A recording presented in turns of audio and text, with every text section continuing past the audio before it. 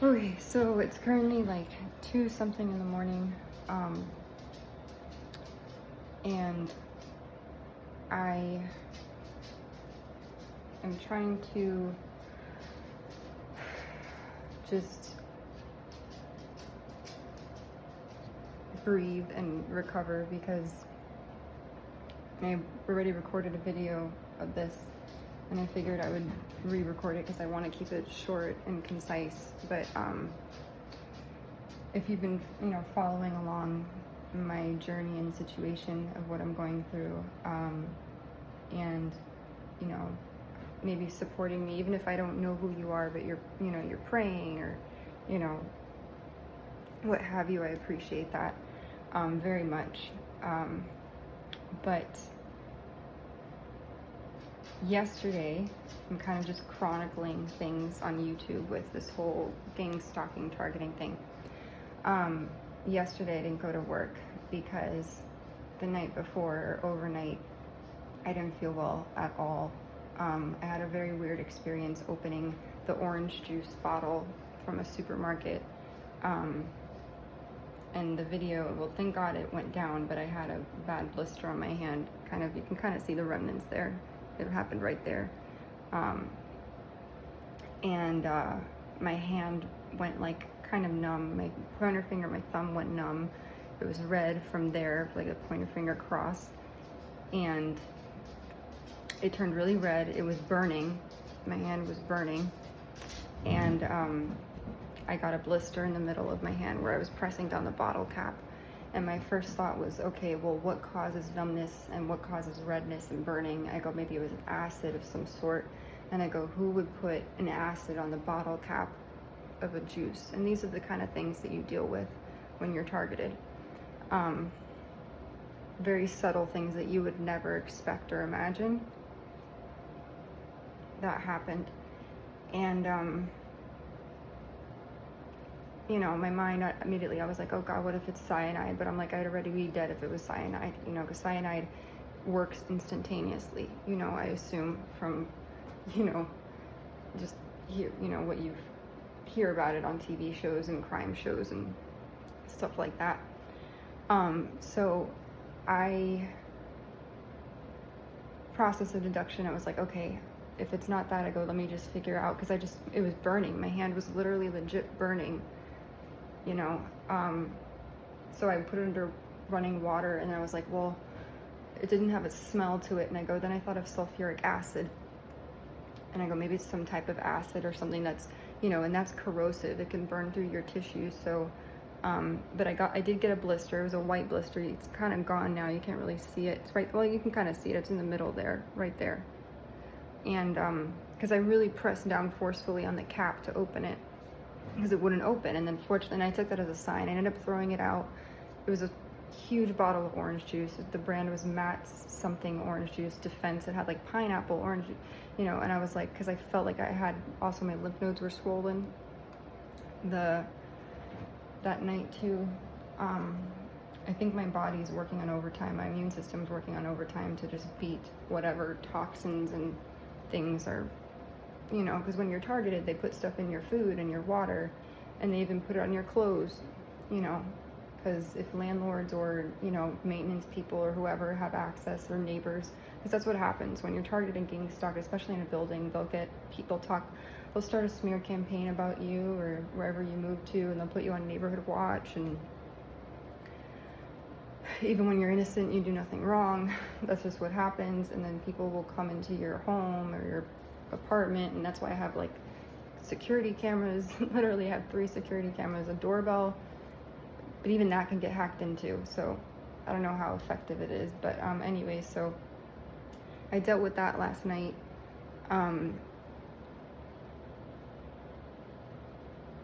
And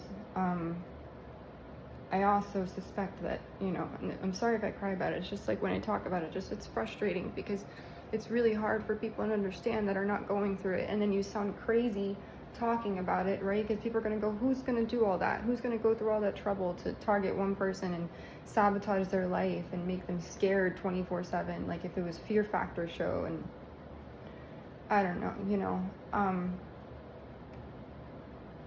But anyways, I didn't go to work. I literally, I meant to write, you know, and I don't even know if that job is going to work out, just because, number one, I don't know if I feel good enough for it. It just sucks, because I had this life. I had this beautiful life, and I was doing what I loved, and I worked in a hospital with kids, and, you know, I was going to be an occupational therapist, and I was a child life specialist. I even lost my child life specialist certification because of all this stuff. Because it's hard to cope through. How are you supposed to focus when people put shit in your food that gets you sick, or gives you numbness and tingling in your hands, so you can't move your hands and fingers, or you can't think straight, or you're irritable, or fatigued and tired because people put a surplus of copper in your water, or a numbing agent like an analgesic like lidocaine, or mercury, lead, arsenic. Like, how is anyone supposed to function, you know, with that?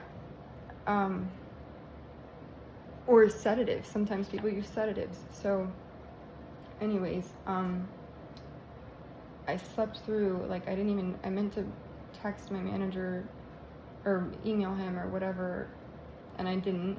I slept because I was so tired, because my hand, you know, was hurting and burning, and I had to put it under running water for like 15-30 minutes. And eventually the pain went away. Thank God. The redness went away. The burning sensation went away. But then during the night, you know, because I've been trying to figure out, where can I buy groceries? Where can I, you know, I get scared to touch certain things, because I'm like, is it contaminated with something?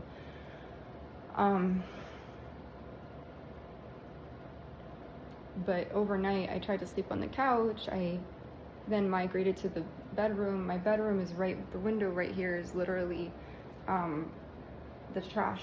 People who pick up the trash come and go at like 6 a.m, so I'm not privy to sleeping in the bedroom anymore, unfortunately. And also the back alley is like right there, like where the parking lot is for the building, and it's a small parking lot, and people congregate there, and I've had to have the window open because I sensed weird smells or gases in here, and so anyways,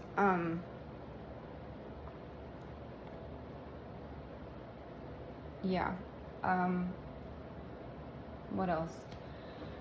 So I missed work, which is frustrating, and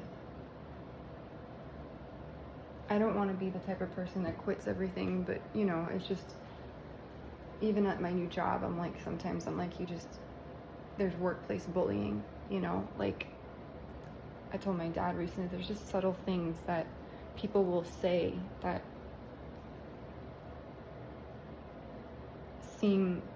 are like aligned with things that I've seen on my social media that come up, you know, like things that people would use, and it's stupid to even sit here and think like, oh, how could you let that affect you? You're a 30-something-year-old woman. Like, snap out of it. Bullying sucks. It doesn't matter what age. It doesn't matter if you're 40, 45, 60, 32, 18, 10 years old. It sucks. And for other adults to do it to other adults is just like, it's pathetic, you know. I can understand if I was this raving bitch, lunatic, horrible person who talked poorly about people and thought she was stuck up or pretentious, but I'm nothing like that. Like, I'm the complete opposite of that. And it's like, imagine if someone knew that someone was going through a hard time, right? And instead of championing that person and advocating for them, people congregate together and they say, you know what, we're going to start a smear campaign, and we're going to make her life really hard so that she's frustrated and distraught, and, you know, like how mean can you be? You know, like, how mean? The world is already like hard enough as it is, and then you get a bunch of grown-ass men and women to gather together purposely to psychologically sabotage. I mean, that's my job, you know, like, that's where I work, and this has happened repeatedly at every job. that I've had, like indirect passive aggressive bullying. And the jokes that I've seen thrown around, like that, because there's certain things that would come up on my YouTube feed, on my Facebook feed, where I know that I've been hacked and stuff, and the running jokes that they have are like, you know, the show Schitt's Creek, where basically it goes from a family who's really, you know, wealthy to being, they live in like a motel, and they, in Schitt's Creek, and then there's Alexis. That joke was thrown around a lot, that I'm like Alexis, because I did come from, not to say wealth, but we were an upper middle class family, and I grew up in Coral Gables, Florida. If you don't know what that is, it's a subsection of Miami, or a neighborhood, and it's very beautiful. It's like very up, like you have to, it's in the millions, like you have to have, it's not like Star Island in Miami Beach, but you have to have, you know, money to live there. Even on the outskirts, on the outskirts of Florida, like it costs, not the Florida, of Coral Gables, by like maybe Red Road or Flag, like it's like you have to have a good amount of money. People would love to live in Coral Gables. Put it this way, there's people in South America that go and they seek out houses in Coral Gables and pay cash, like $1 million, $2 million, $3 million from like Brazil, Argentina, Venezuela, the upper middle class. But anyways, so that's kind of how I grew up. And you know, the running joke that I've seen for the past 6 years is someone wants to keep referencing like Alexis from Schitt's Creek, and it's a really funny show. I've watched that show before.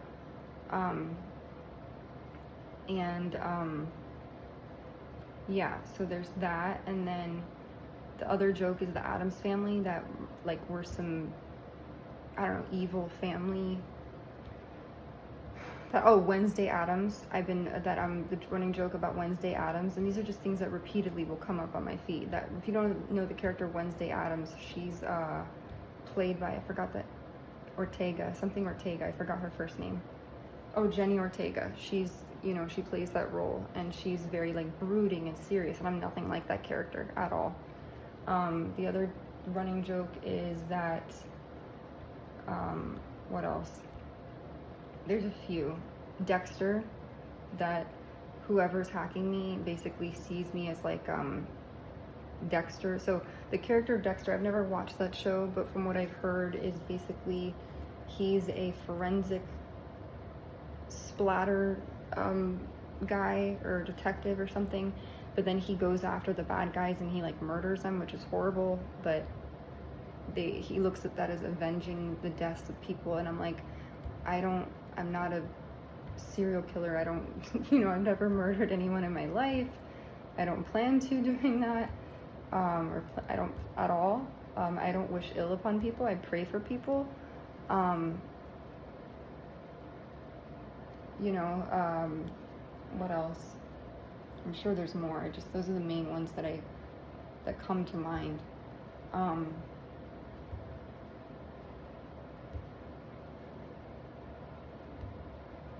So, anyways, it's very frustrating because I'm trying to lead a normal life, you know,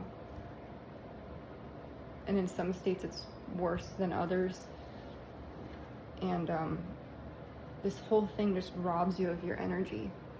I can't even focus on just normal 30-year-old stuff, you know, 34-year-old stuff. I have to sit here and, you know, wonder, can I touch this doorknob? Can I get into this car? Because I've gone into Ubers and Lyft cars where I literally felt like I was going to get sedated or knocked unconscious. I'm not kidding. Like, I felt like nauseous in some cars. Like, I felt not high. I've never been high before because I don't do drugs. The scariest part of all, as of recent, has been getting takeout food in Chicago, and at a certain place, and I literally, when I started eating it, I felt so strange, and I did an at-home like drug test on my own that I bought online from a reputable, like from Amazon, and it came back slightly positive for fentanyl, MDMA, which I don't really know what that stands for, amphetamines, I think, and some other thing, and THC, and I don't do THC, like I don't do weed, I don't do any of that. And I recorded myself like trying to when that was happening, because I felt so just like sedated. I felt so like weird. And it's just scary, it's scary. And I want my life back. And then the latest thing now, and I don't even know, maybe it was something on my sweater. Maybe someone came in and put something on my sweater, because now I don't feel it anymore. But like 30, 40 minutes ago, 50 minutes ago, my hands were so numb. Like I have numbness and paresthesia, numbness and tingling in my hands and my arms. And last night, the reason why I say bee venom and apitoxin or apitoxin is because my right leg especially, was so swollen. It was white from my knee down. It felt like I got stung by a bee, literally. I felt like I got stung by a bee, but did I step on something? Maybe it was the bath water, I don't know, but I didn't record it, but from my knee down, it was white. And I compared it to my other leg, and I go, what is going on? And then I got my ankle, and I measured around the circumference of my ankle with my fingers, and like right now the swelling went down, but my leg had crazy edema, crazy swelling. It was blanched, it was white. If you don't know what that term is, blanched is a medical term. It was completely blanched from the knee down. My foot was swollen. And that's basically, and I know I'm allergic to bees, because when I was in Vermont, in the house that I was in, it had a yellow jacket wasp infestation in the side paneling, which he addressed. The landlord, he got the exterminators and the pest people to come and get rid of it. But I remember I got stung like 13 to 15 times, because I would find them like in the bedroom. I found them in my dog's water bowl. Like one fell into my dog's water bowl, and I would pick them up and like try to put them in the trash. And I remember I was sleeping on the couch one day, and my hand touched one. Even if they're dead, like if the wasp or whatever pass away, like you could still get stung. And I remember very distinctly I got stung like 13 times. So that was horrible. And I just remember getting like my finger swollen, and it would turn white and inflamed, and it was very scary. So the same thing happened yesterday, and the reason why I say bee venom is I think it's in my water, possibly. I don't even know how you get bee venom in water, and I've been trying to look all over the city to figure out where can I buy water, where is it safe, and should I be buying bottled water? And if you say, oh, just drink the water from your tap water or get a Brita filter, like, it's not that easy. Like, it's not that easy. I'm even scared, like, if I buy a Brita filter or any filter, that there's gonna have contaminants in the actual filter. Because I've had it where, I'm not kidding, like I was using a chelation agent, which is basically something that binds toxins to or heavy metals to something, so that like a clay or charcoal, something so it binds to the toxin so you don't feel it. And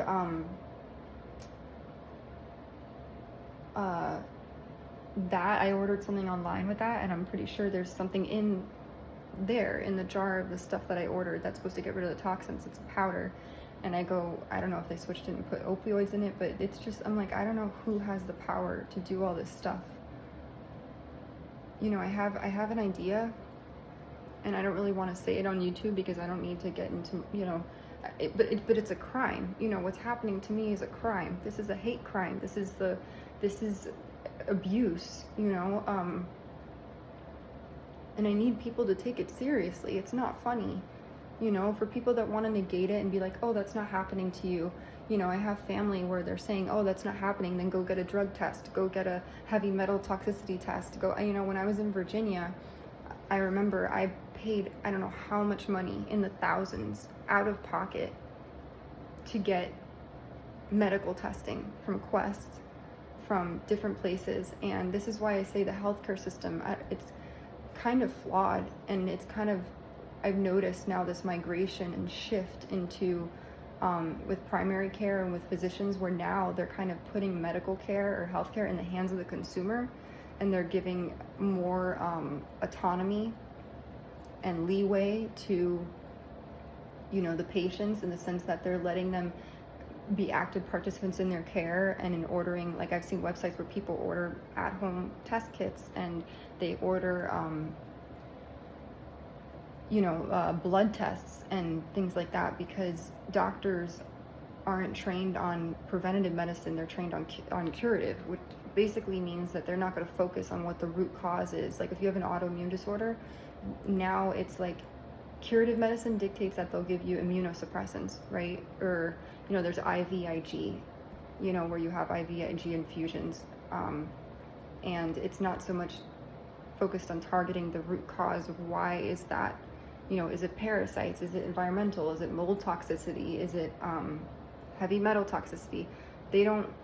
That in medical school, I guarantee you, parasitology, toxicology, like it's probably briefly touched on, but it's not, studied extensively, unless maybe you're, a DO and you do doctor of osteopath and stuff like that. That's a little bit more holistic. But anyways, I've just noticed that shift. But when I did that, and when I was in Virginia, because my mind is very curious, and I tinker a lot with, like, oh well, what's this, what's that. And I worked in healthcare for a bit. I wasn't a nurse practitioner, I wasn't whatever, I was a child life specialist. I provided psychosocial support to patients and families in pediatrics from ages like neonates, age 0, to adolescents to 21, 22, 23. And I was the person at the bedside, so I would be providing emotional support and psychosocial support during procedures. So I was there, coaching a patient through, lidocaine injections during laceration repairs when they get stitches, or a digital finger amputation where they reattach a finger part, or during anesthesia induction when a patient was being induced, with anesthesia. Because that's very scary for a kid, having someone put something over your face, and I'd be the person to basically explain medical procedures in more child-friendly, non-threatening, appropriate terms. So, for example, like contrast. When you get contrast injected for an MRI or a CT scan, we call that picture water. For an intravenous catheter, like an IV, we call that a straw, a medicine straw. An x-ray would be a picture of your chest. Things like that. We put them in more child-friendly terms.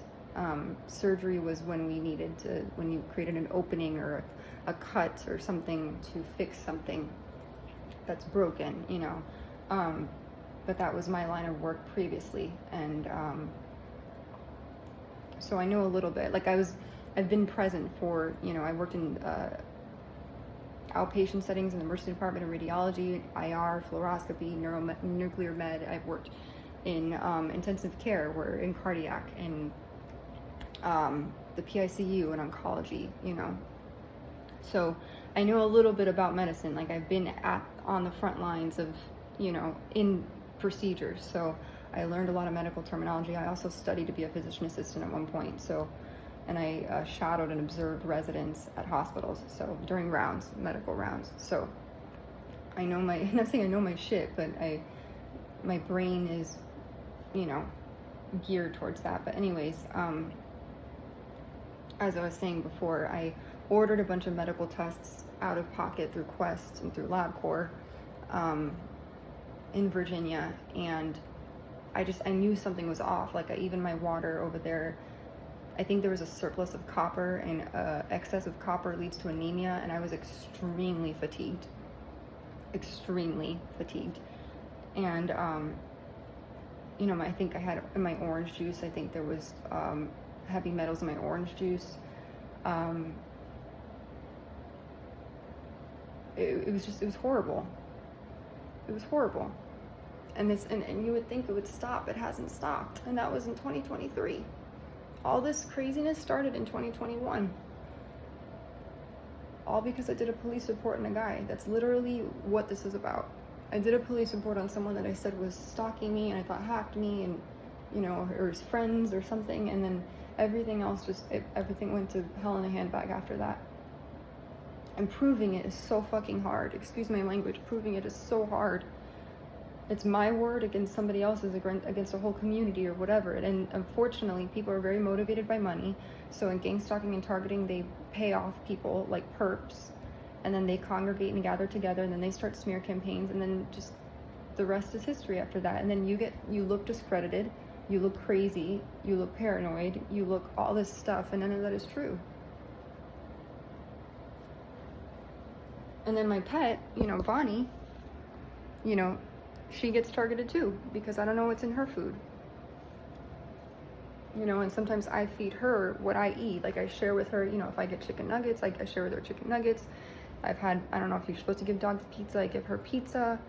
And fortunately, she'll get tired sometimes, and, I'll get tired, maybe we get sedated, but like this numbness tingling thing has been so scary. And I did a 23andMe test, a few years ago, I think 3 years ago. I did all the tests. I did the ancestry tests, I did the heritage something test, and the 23andMe, that gives you insight into, your medical history. And it didn't say anything about cancer. It didn't say anything about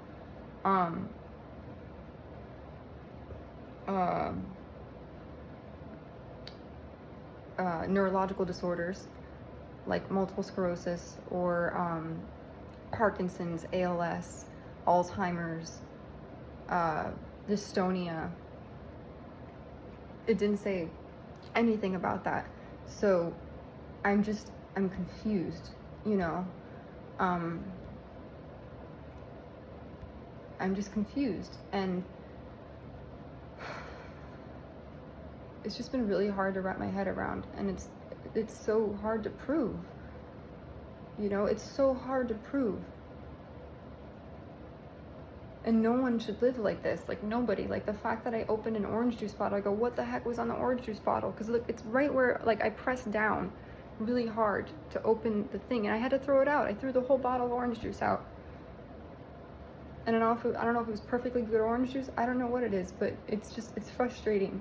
It's so frustrating.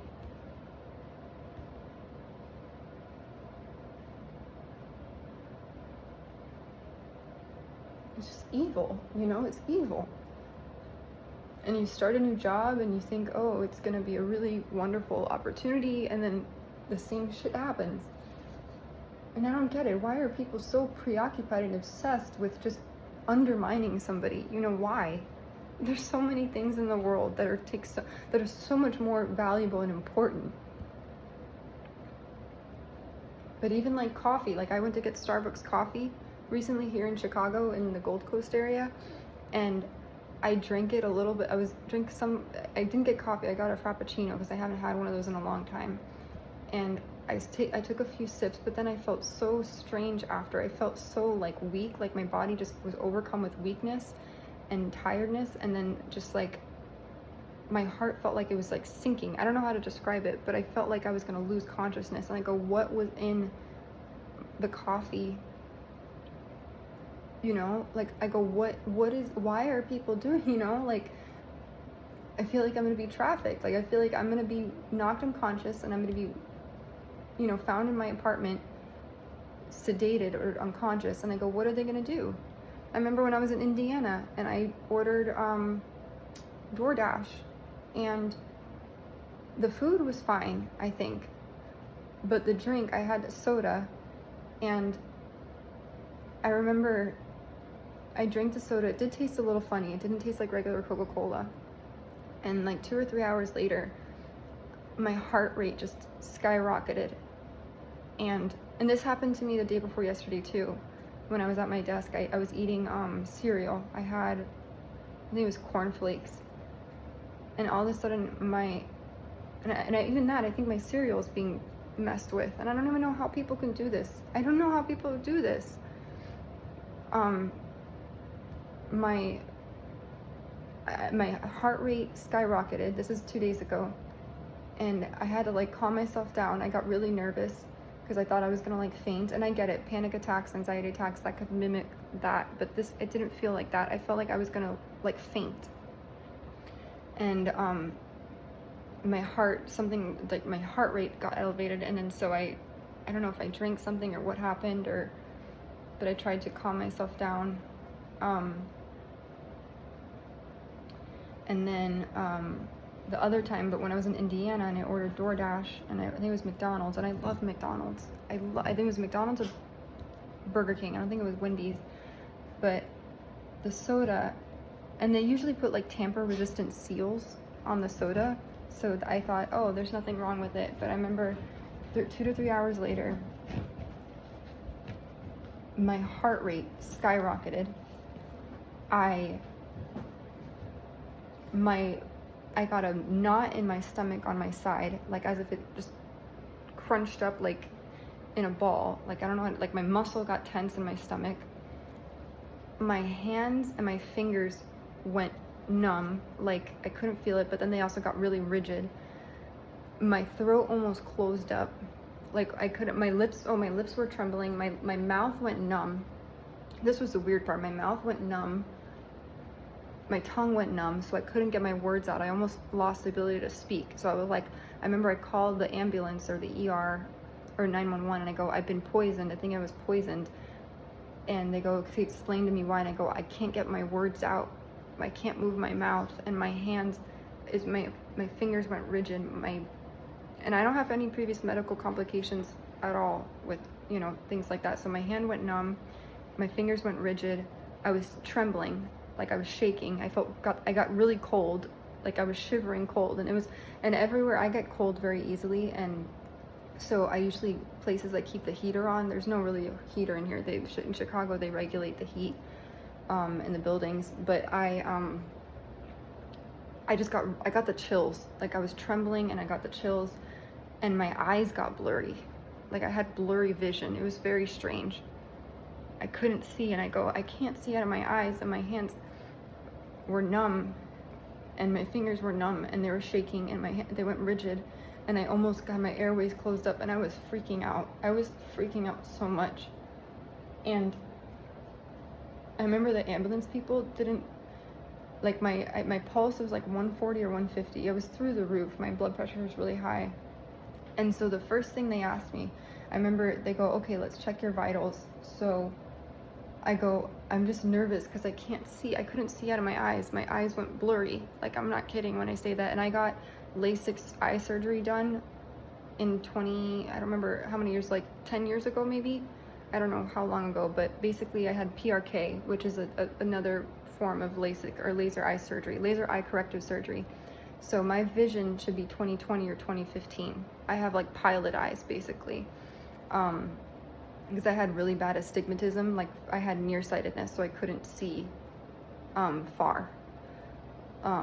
Like I'll put it this way, like I remember once in Coral Gables at home, when I was at Publix, and I was looking at a guy holding a gallon of milk. All the Publix bags are beige colored, and I thought he was holding a pug, and it was a gallon of milk in a plastic bag.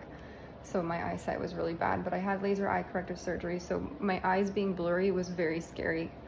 And my mouth was like, and then I couldn't talk, so I told them I was poisoned. Then they sent the EMS people. There were cops too that came, and I was just really confused. And I looked at them, and I'm just like, I told them I ordered food from McDonald's or DoorDash, and I was just scared, and they looked at me so like dumbfounded. And I don't want to say I can read minds, but I can feel thoughts and energy and stuff because I'm empathic and intuitive, so I'm really sensitive to energy. And it's like they were numb themselves. Like I don't think they cared. One guy couldn't look me in the eye. He was a cop. He kept looking down at the floor, and I said, because I told him, I go, I think my food is contaminated, or the drink that I had. And they one of them, he was like kicking the floor, like scuffing his shoes, and they were in the stairwell, and I was just like, what do I do? Like, should that go to forensics, or what do you guys, because he was a cop, and I'm like, maybe he can help me. And he looked, and he's like, well, first we have to focus on you and your vitals to see if you're okay. And I go, okay. And he's like, but you're standing, you're talking to us, you're breathing, that's a good thing. I go, yeah. I go, but I'm scared, and this is the thing that I'm frustrated with. You know, I'm the civilian. I'm the person that's the victim of this whole thing. They're the ones that are supposed to be helping people. They're the ones that are the paramedics. They're the ones that are supposed to be alleviating the pain and the fright. And I felt more distraught. I felt more confused after that encounter and that interaction with EMS and EMTs. Because I go, imagine, I saved my life that day. Because at the time I had real activated charcoal that I ordered 3 years ago from Amazon for my dog. That was when it wasn't like I was being targeted, but like it wasn't where my food and my like everything was being tampered with. It was more like I think I was being given sedatives and tranquilizers and things, and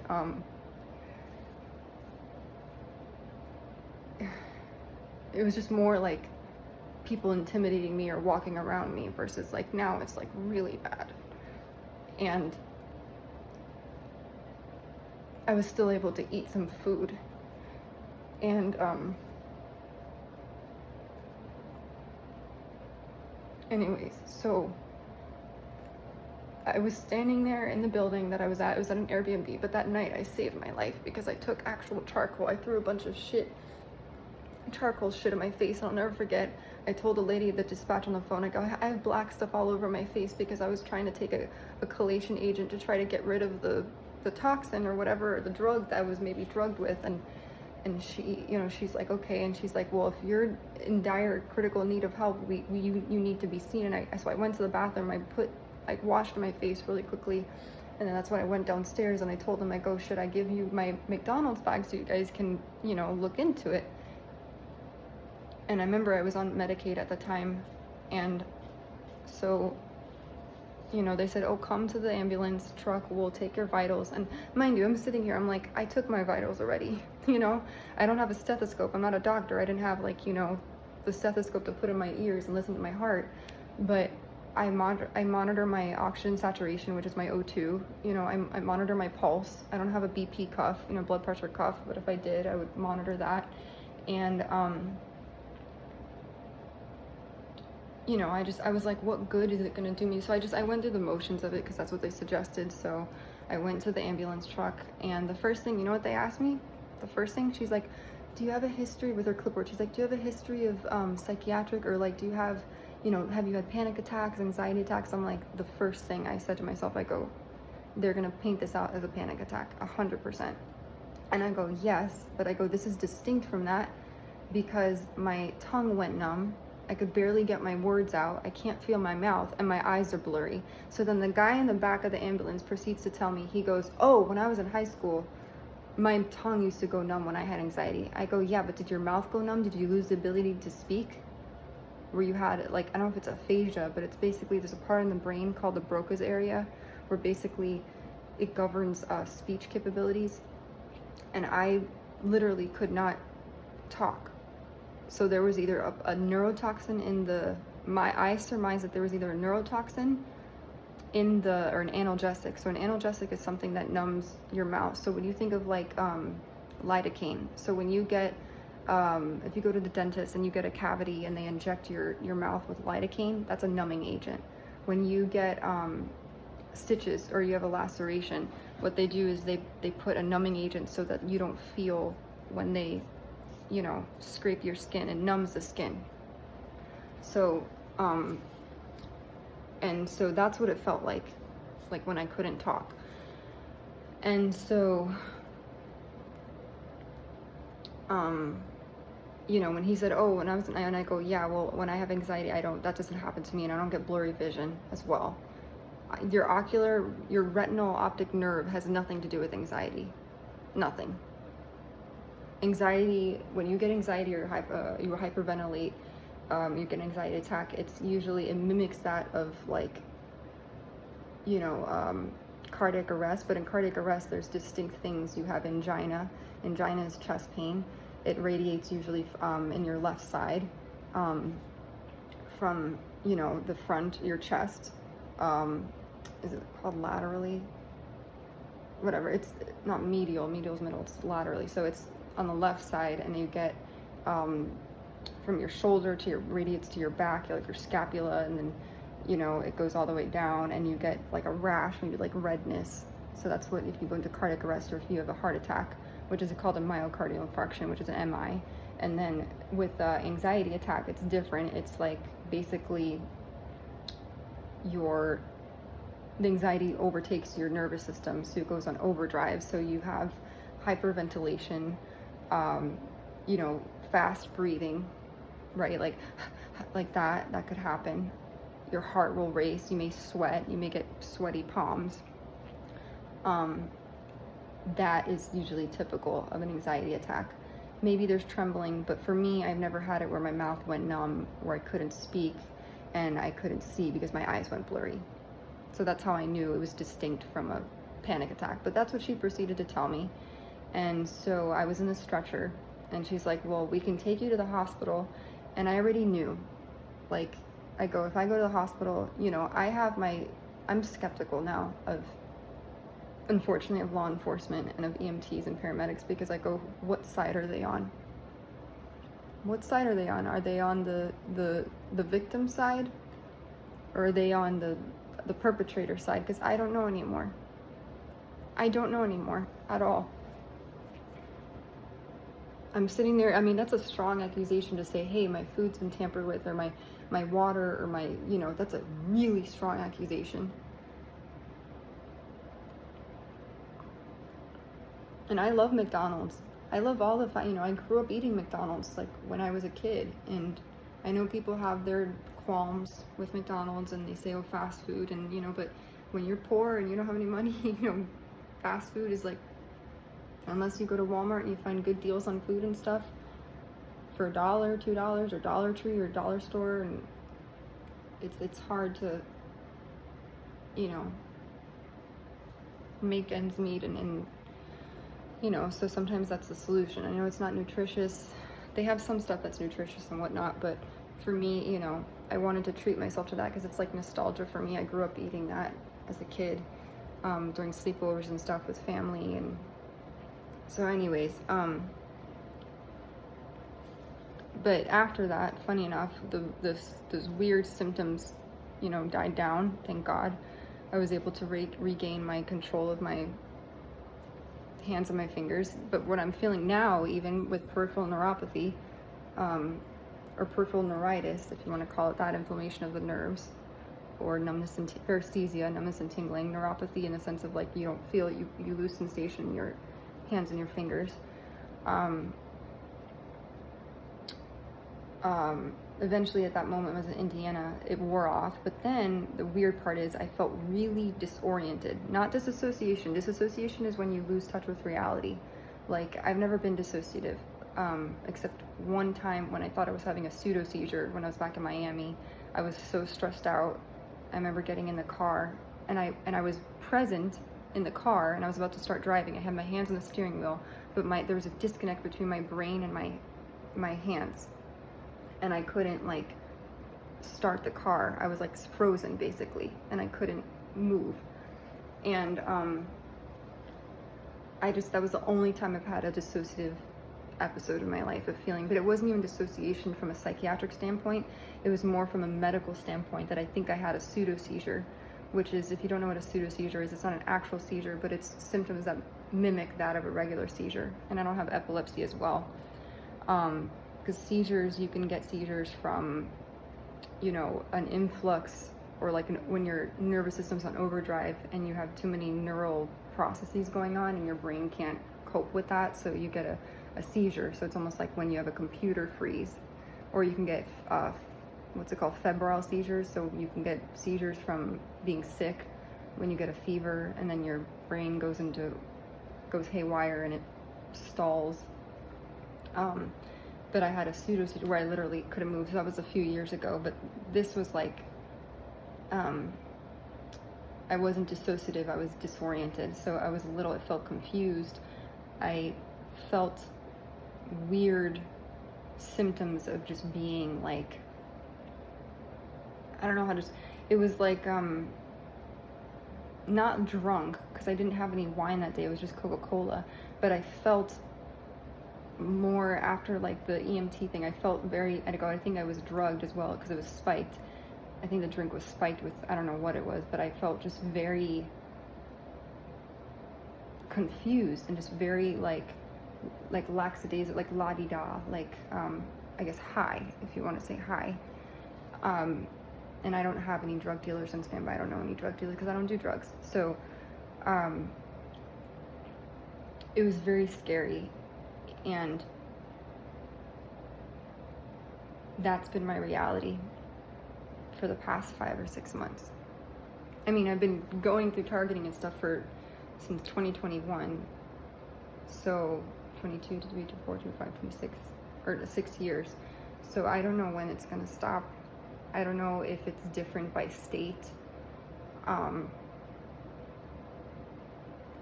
Some people I've read online on Quora, they've been getting stock for 20, 30 years. Some people, they say it just stops abruptly out of nowhere. And I think it's worldwide. So going abroad, I don't know what that would look like. I don't even have the funds. I can't even afford to go abroad. Like, and plus I would never go on an airplane with Bonnie. So going abroad, I really don't think is the answer. I mean, I would like to one day go. I've always told myself I have a screensaver or wallpaper on my computer where I literally I created it myself. I took a picture from online of lavender fields, and I told myself one day I will be able to, walk through fields of lavender and touch them with my fingers, and everything will be okay, and I'll be safe, and I'll be at peace. It just seems very far from that right now, but one day, that's my hope, is one day I can do that. Hi, baby. And I feel bad for Bonnie too, because I don't even know what's in her food, because if I'm being targeted, I'm sure, she's probably being targeted too. Hey, baby. So, but I would never go on a plane, and I don't feel safe after all this stuff that's happened on planes and stuff. I don't feel safe doing that. But prayers would be very much appreciated. I do try to pray. I have my little Saint Benedict guy over there. I have this little talisman thing, not a talisman, it's a little rosary, like a mini rosary, and it has the prayer to ward off evil and stuff like that. And I feel really blessed that I've just lived through all of this shit, because some people, they don't get that lucky. I just didn't expect this to happen to me. Not that I'm like, oh, nothing bad happens to me. It's just really strange. I just feel like I can't even focus on a new job. I can't focus. Like, I'm usually the kind of person, and whenever I get a new job, I'm like a sponge. I soak up as much as I can. I'm the person that will take notes, like religiously. I'm like, I'll be so diligent about that and so focused. And I'm the one that will like print out the handbook and highlight things and be the most studious person. I haven't even been able to do that because, number one, I've been trying to gain weight back because I went down to 92 pounds because ever since the drink spiking thing in Indiana, I got freaked out, and then I moved and I go, what's safe to eat and what's not.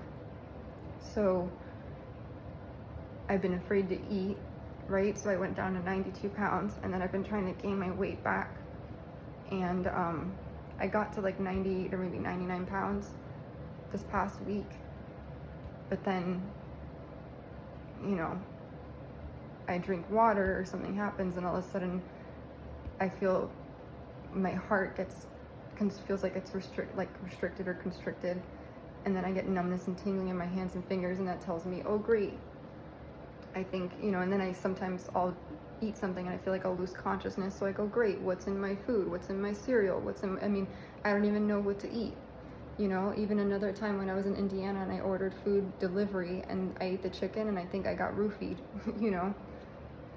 so it's been really scary, and I don't want to lose the ability to walk or move or talk or my fingers. And like I said, I have no gene expression or no alleles. If you don't know what that is, it's in genetics. You know, I don't have anything that indicates, you know, any neurological disorders. So,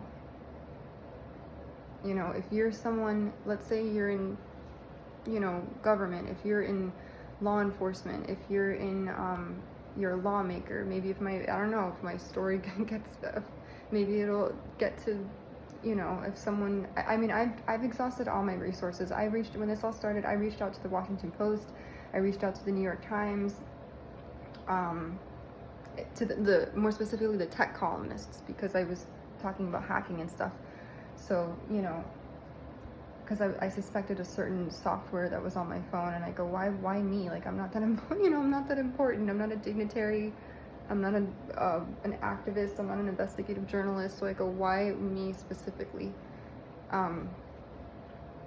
So if you are in any of those industries or sectors, and because I don't know, you know, YouTube, I don't know, you know, and one person, there's a song that I listen to on repeat. It's one of my favorite songs. It's by John Legend, Big Sean, and Kanye West is in it, and it's called One Man Can Change the World. I know it by heart, like literally. And you would think, like, I'm such a white girl, you know, I hate to say white, black, this and that, but like, you would never think I'm the kind of girl that listens to like rap, hip hop, you know, like I can go hardcore. Like, I have my hip hop music and my, you know, my rap. I listen to all different types of music, but it's one of my favorite songs because, well, number one, because Big Sean talks about his grandmother in it, and he says in the song that she was I think was it a fighter pilot or something, or she was in the army, and she provided for all her kids, and I don't know, I just thought that was really cool to hear that. And John Legend plays the piano in it, and I listen to that, and it gives me, you know, some hope that, you know, anyone, if they wanted to, anyone could affect change, you know, if they really wanted to. And this is horrible. Gang stalking is horrible. You know, poisons, toxins, targeting, technology, hacking. I have no privacy. I feel like I'm gonna be trafficked. Like, literally, I'm not kidding. Like, I feel like people want me to go back and do like OnlyFans. I did, and I hate to say that, you know, I don't mind saying that. I did that for like 3 months, and I thought it was just taking pictures and like innocently. I heard about it, and I thought it was like Instagram for lingerie, like, you know, boudoir pictures, and it wasn't that at all. It's the complete opposite. And I just heard another targeted individual, another woman, say that she was being targeted or she's being gang stalked, and that she said that that she thinks she's being trafficked as well, and they want her to do OnlyFans. And, you know, it's just, it's sad, because I don't want that to be my life. I was a child life specialist, and I loved working in the hospital. And even when I worked in person, because of targeting, I swear to God, I've worked in person, and I've entered rooms, like offices, where in the hospital, I've sensed weird smells and vapors where I nearly almost got knocked out. And that was frightening to me. And it just, I don't know how big this whole thing is, but it's wrong. It's wrong. And women and men, who knows how many women and men go missing because of this, or they end up dead, or, you know, people who do crimes, like fiscal crimes, and, you know, they put a hit or a bounty on someone's head, and you just, it's scary. And that's what I feel like is happening to me, you know. And I reached out to so many people. I reached out to people I haven't talked to in years to try to find safety and solidarity, and only a few people wrote back to me. Only a few. And they either downplay it and discredit it, and they're like, oh no, it's not happening. And I'm like, yeah, I know my body. My hands felt like, and I wonder, like, I had a pink sweater on earlier, and I wondered to myself, did someone come in, like, even my laundry detergent, I think my laundry detergent could be tampered with, in the sense that, like, someone could switch it out or put stuff in my laundry detergent so that I get numbness and tingling, and I, you know, because lead, mercury, all that stuff, that affects your neurological system, you know. And it's scary, you know.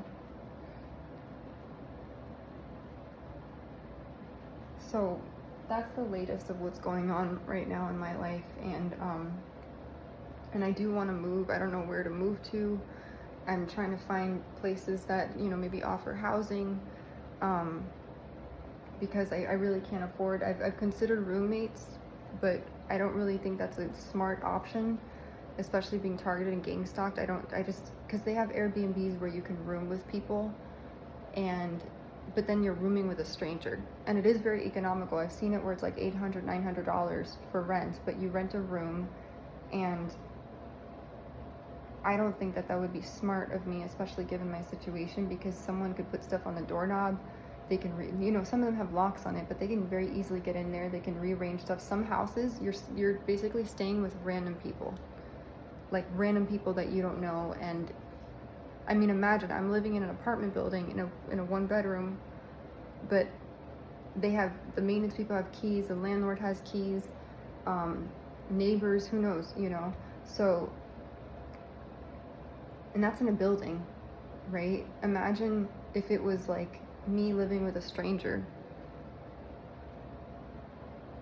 You know, not everyone in this world can't be trusted, unfortunately. I mean, I know I would never hurt anybody, but other people, not so much. I mean, if it's to the point where I have people coming into the apartment and they could spray stuff on my clothes, or they can, you know, expose me to something that's toxic, or imagine living with another person that you don't know, that's a stranger, that's your roommate. And imagine if someone tells them, hey, I'll pay you X amount of money if you do this to this woman. Forget about it. And my dog is not a guard dog. She's a very friendly, playful dog. I guarantee you, if a burglar comes in here right now, and she would probably jump on them. And that's happened to me once in Virginia, like where literally her snout smelled like cologne, and I didn't have any man living with me. You know, so I hope people take gang stalking and targeting seriously. It's not funny. It's not a joke. I wouldn't make this up. I wouldn't risk my reputation like that. And I don't want to be known as the gang stalked girl or the tortured girl or whatever. You know, I was the person that was very ambitious. I was very motivated. I was super studious. I loved to learn. You know, I was the one that, you know, I wanted to do research into child life therapy. I wanted to get a second master's degree. Like that was I care about education, and now I'm sitting here trying to keep myself alive. And people want to play this game of like, let's play a puzzle and let's make it a mystery. And I'm like, that's not fair. I've wondered, is it the government? Is the government mad at me? I don't even know why. Why would the government be mad at me? I didn't do anything to, you know, like I don't get it. I don't get that at all. I'm not that politically active or motivated for that.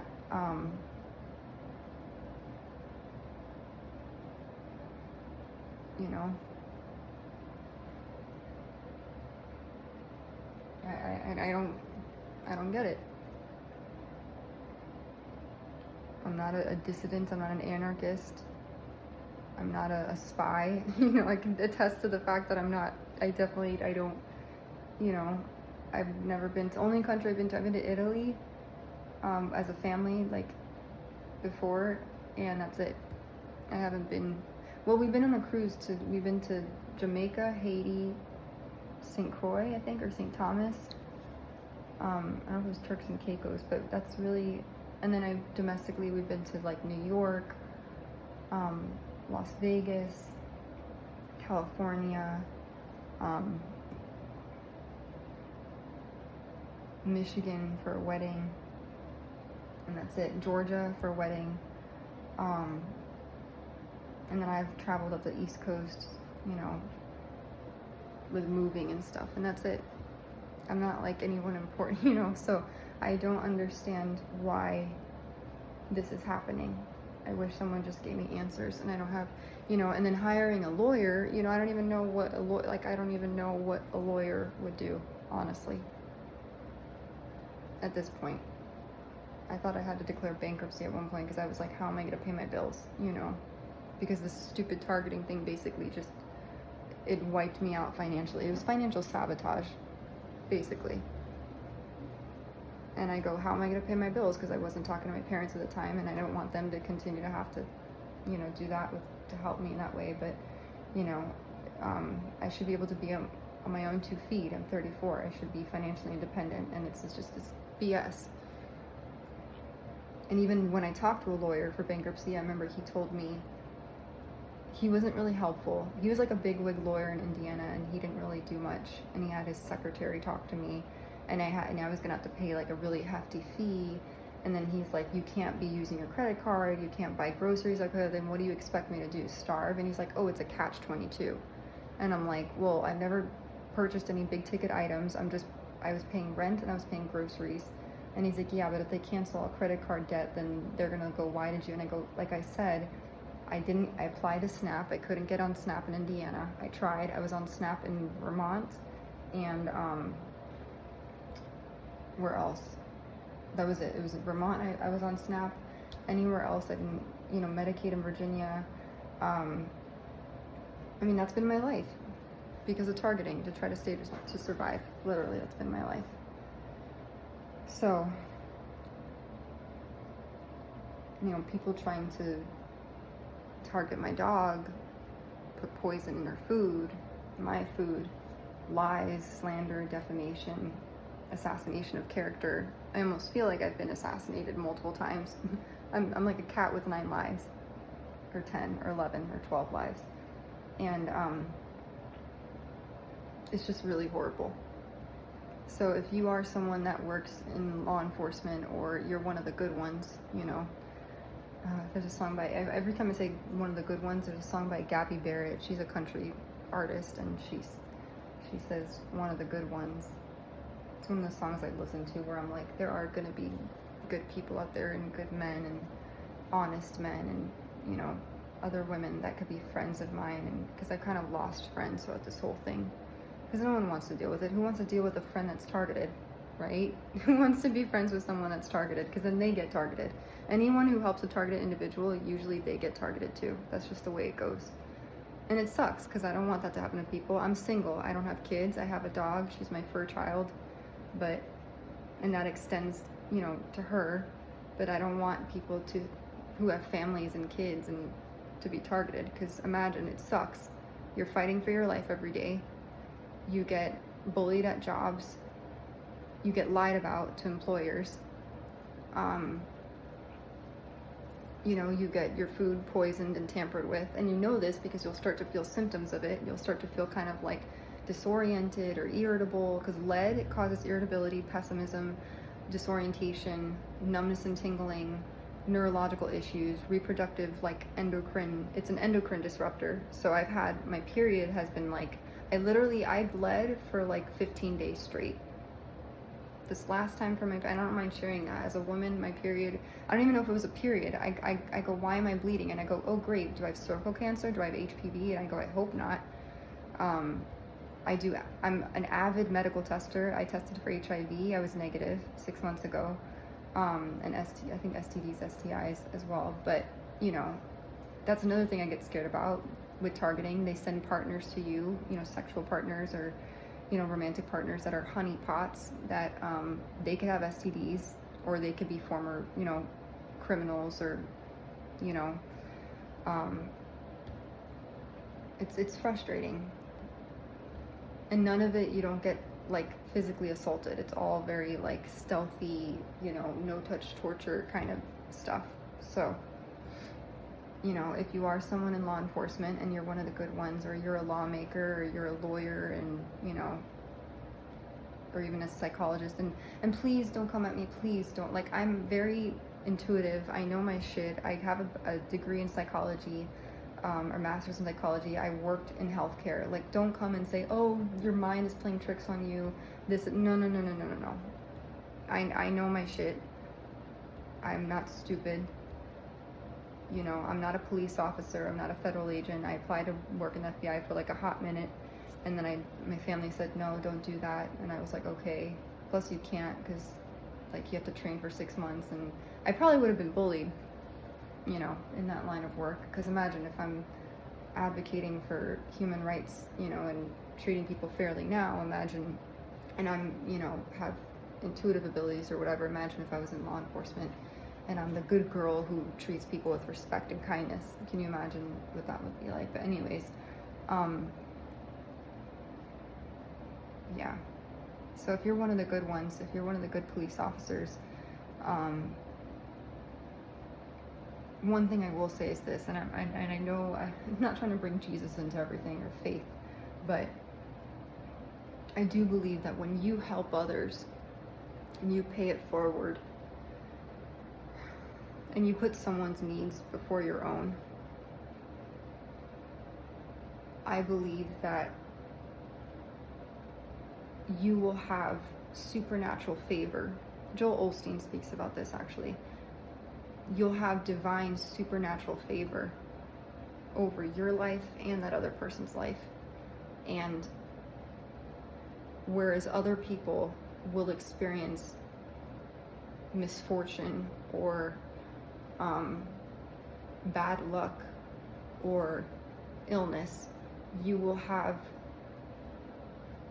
God's protection and divine favor over your life. And, I get it, that might not be the same as getting rich or, it's not a consolation prize. But if you ever experience something really bad, I do believe that when you help others, the universe will conspire for you, not against you.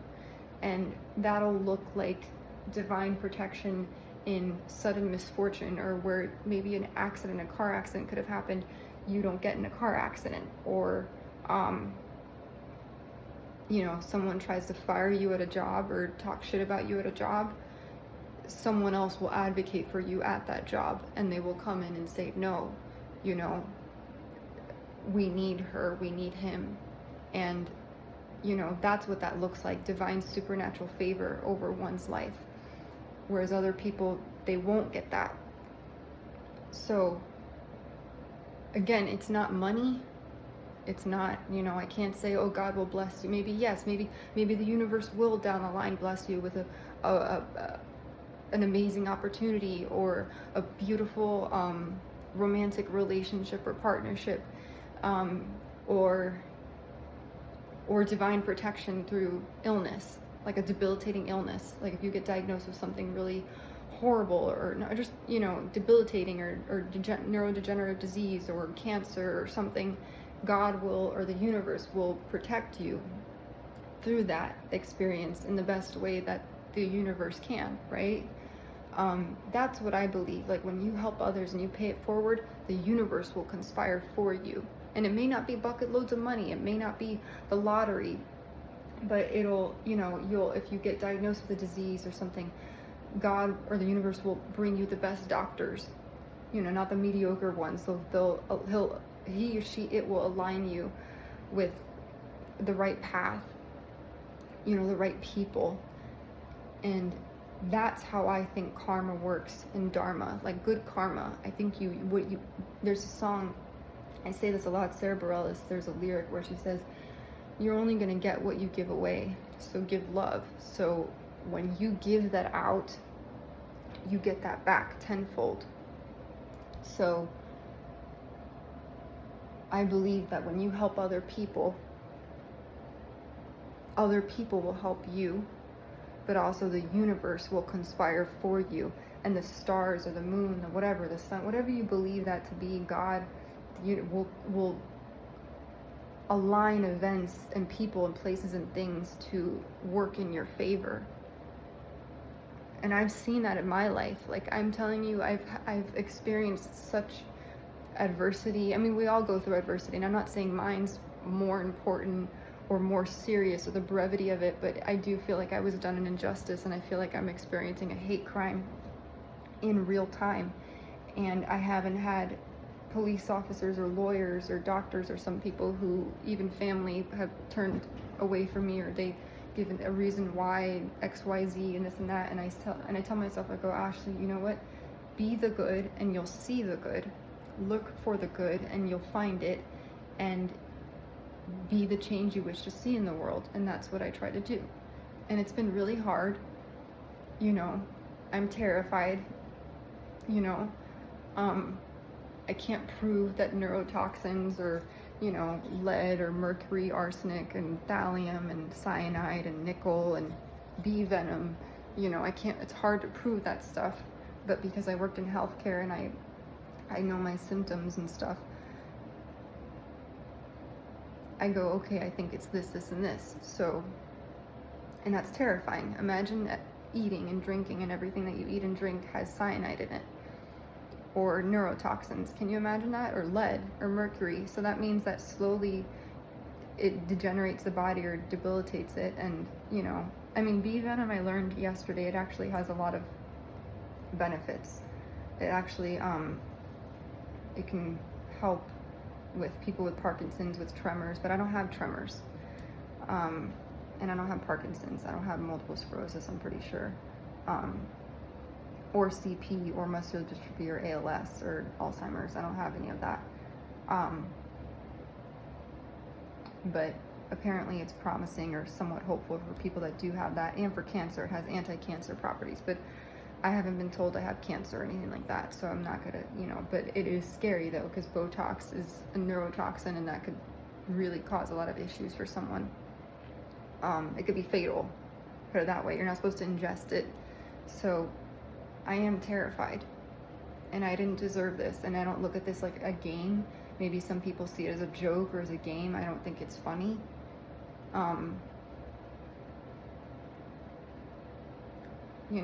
It's torture. It feels like human torture. It feels like my human rights and my civil rights have been violated, and I don't know how to go about it or fix it, and I pray every day.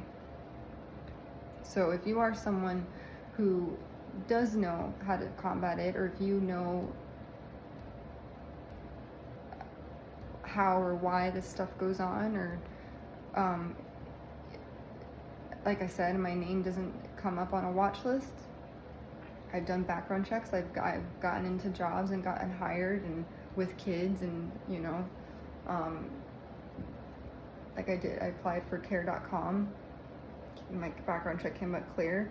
I applied for Uber and Lyft at one point to do deliveries. It came back clear. I don't have a car, so I was going to do it on a bike or walking, so I decided against it. That was back in Indiana. But if you do have any answers or insight, I would greatly appreciate it. I want to have a normal life. I want my life back. I want to be able to have friends and go to, classes, dance classes, exercise classes. I want to be able to go for a walk or a run, or leave my apartment without feeling like I have to focus on someone entering my apartment unit against my consent, so, or wondering if I touch the door of my apartment building if there's going to be anthrax or, sulfuric acid, whatever that was. I want to be able to have normal food and eat and have groceries, and because if people go, oh, then you should just garden or create your own food. I live in an apartment building and I can't buy soil. There's not enough sunlight on a windowsill to do that, and I shouldn't have to do that. I should have food like a normal person. So,